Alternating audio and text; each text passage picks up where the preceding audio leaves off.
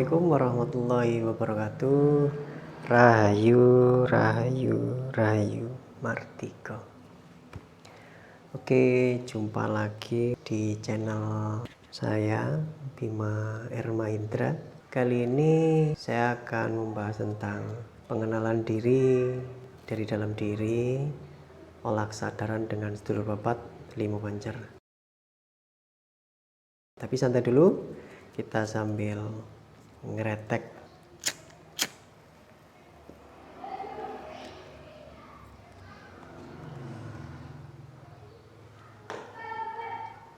Baik, di sini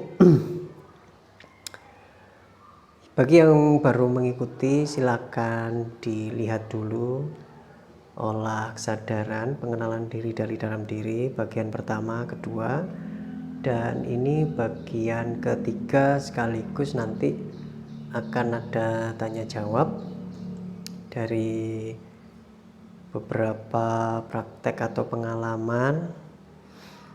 Mungkin saya batasi 3 atau 5 gitu untuk pertanyaan pengenalan diri dari dalam diri, olah kesadaran sedulur papat limo pancer.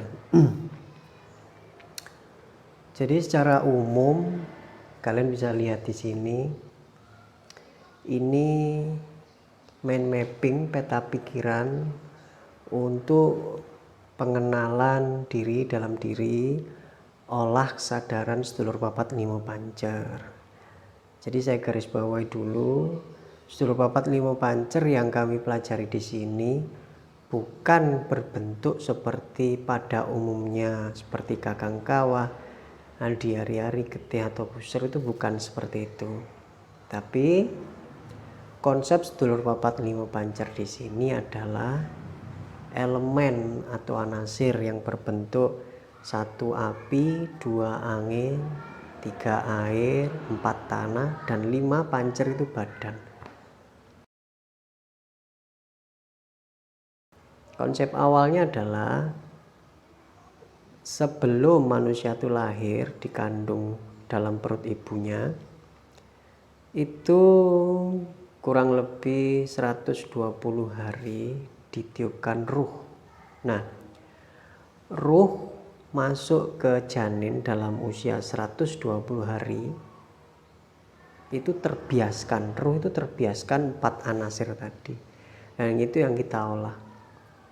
Nah, setelah ruh itu sudah masuk ke dalam jasad si bayi, itu kita sudah tidak menyebutnya ruh, tapi menjadi jiwa.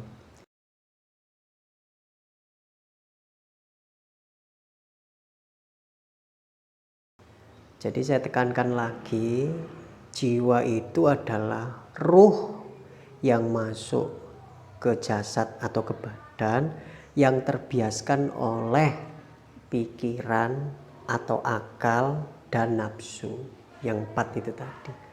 Jadi menjadi jiwa. Jadi sebenar-benarnya jiwa adalah ruh. Bukti adanya jiwa adalah naik dan turunnya nafas. Gitu kurang lebihnya.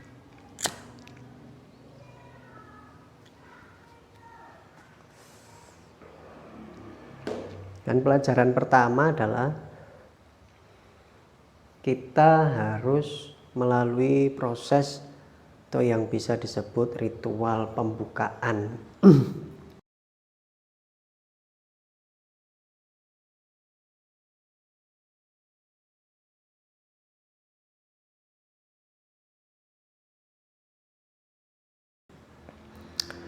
Pembukaan di sini adalah hanya sebagai sarana simbolis turun-temurun untuk menata jiwa atau saudara 4 tadi.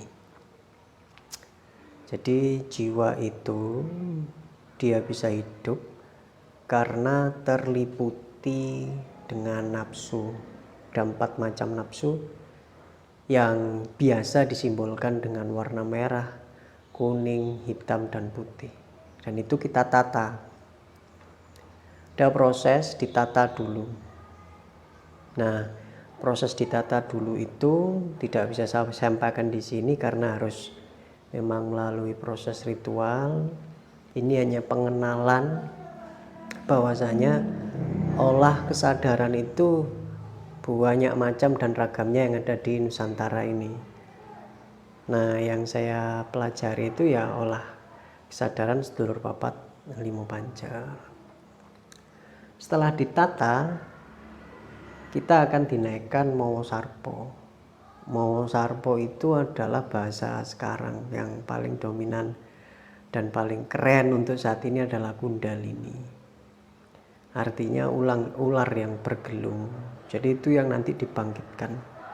Jadi kalau ada yang tanya apakah dibangkitkan Kundalini itu nanti bisa lancar jalan spiritualnya? Oh, belum tentu. Belum tentu. Jadi menaikkan Kundalini itu hanya untuk mempercepat seperti jalan tol. Lah kalau kita sudah di jalan tol tapi nggak mau melakukan ya nggak sampai. Yang penting adalah perjalanan kita harus gerak untuk mencari atau menemukan spirit yang ada di hidup kita. Setelah itu ada penjelasan dan pemahaman. Nah, setelah menaikkan itu kita jelaskan makna bukaan tadi, ditata jiwanya tadi dijelaskan. Terus mana nafsu yang dominan, saudara yang dominan, 4 saudara tadi yang dominan mana? Misalkan saya contohkan amarah. Nah, kalau dominan yang amarah itu kita harus latih puasa 5 hari. Puasa dalam hal ini bukan puasa seperti pada umumnya, tetapi menghindari dalam 5 hari itu menghindari makan makanan yang panas seperti makan sambal, kopi panas ataupun yang panas-panas, dan itu akan dijelaskan setelah pembukaan. Tahap pertamanya seperti itu. 2. Pelajaran pokok. 3. Peretakan saudara.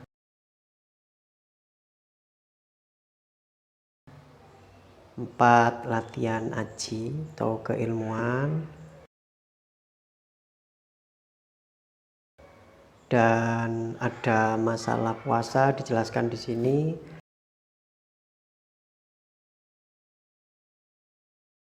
Terakhir penutupan. Nah, secara garis besar yang ada di sini, jiwa itu karena terliputi oleh nafsu, jadi nggak bisa berdiri sendiri. Jiwa sendiri, nafsu sendiri nggak bisa. Jadi disebut jiwa karena melekat, nafsu ini melekat, baik nafsu baik ataupun nafsu buruk.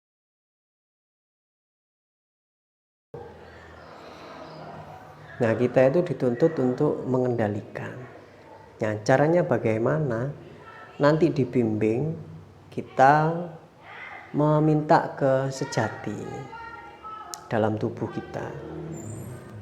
Nah, bagaimana prosesnya? Dan itu ya tidak bisa saya jelaskan di sini. Memang harus secara privat gitu. Latihannya pun juga seperti itu, harus berhadap-hadapan. Kurang lebih jarak 1 meter, itu baru disebut latihan jiwa seperti itu. Jadi kita diberikan pemahaman bahwasanya oh ini loh jiwa merah, ini jiwa putih, ini jiwa kuning, ini jiwa hitam. Nah, kalau di keyakinan saya di Islam itu ada ayat yang berbunyi ya ayyuhal nafsul mutmainnah irjiki dan seterusnya. Bahwasanya nanti yang dipanggil hanya nafsul mutmainnah, nafsu yang baik, yang untuk dipanggil menghadap ke Tuhannya. Jadi kalau nafsu mutmainnah itu juga nafsu. nafsu tapi nafsu yang baik. Kalau amarah perlu, memang harus kita butuhkan untuk hidup, tetapi kalau kita tidak bisa kontrol ya susah. Semuanya itu saling melengkapi karena itu piranti hidup.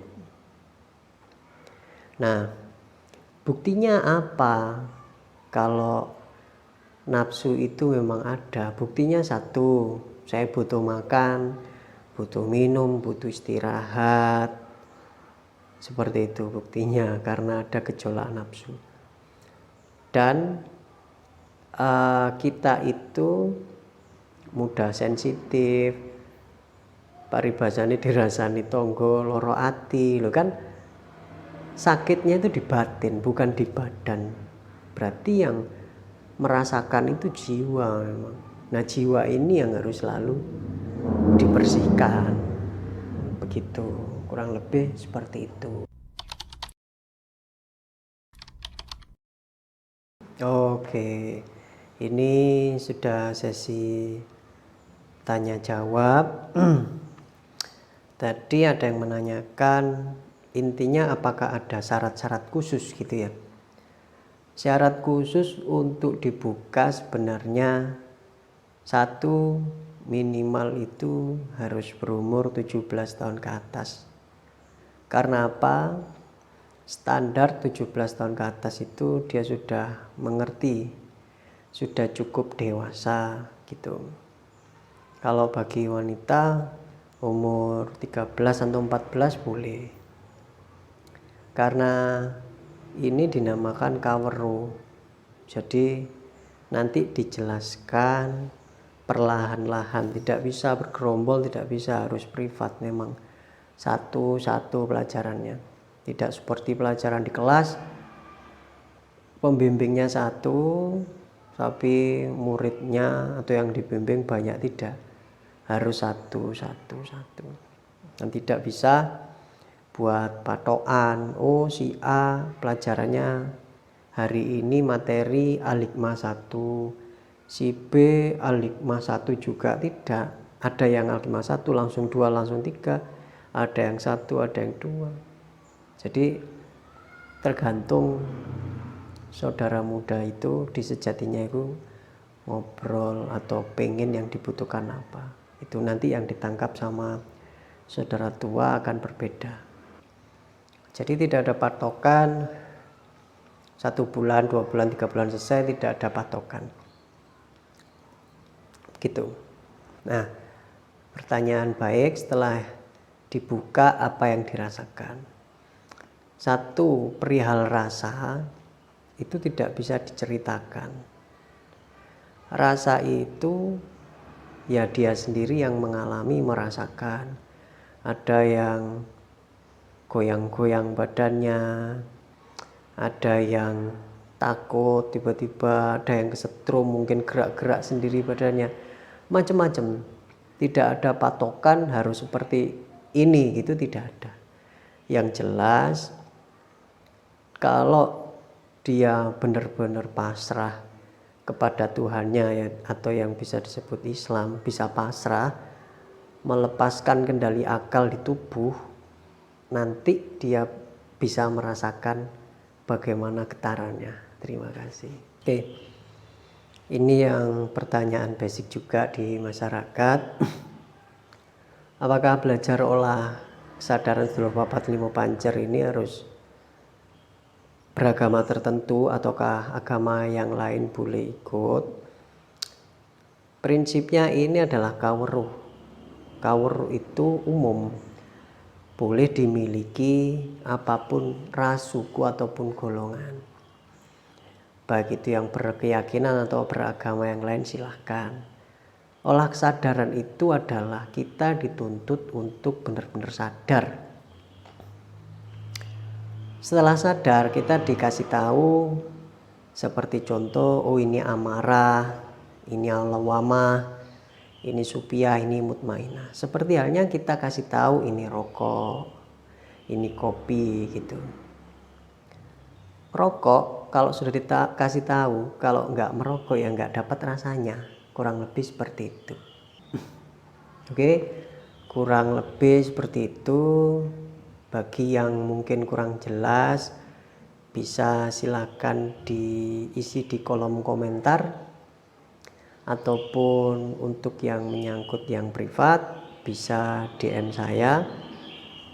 Semoga penjelasan yang singkat ini bisa menambah wawasan bagi kita semua, dan tetap jaga kesehatan. Semoga efek pandemi ini segera pulih kembali seperti dulu kala, dan terima kasih.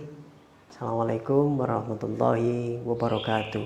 Rahayu, Rahayu, Rahayu Martiko.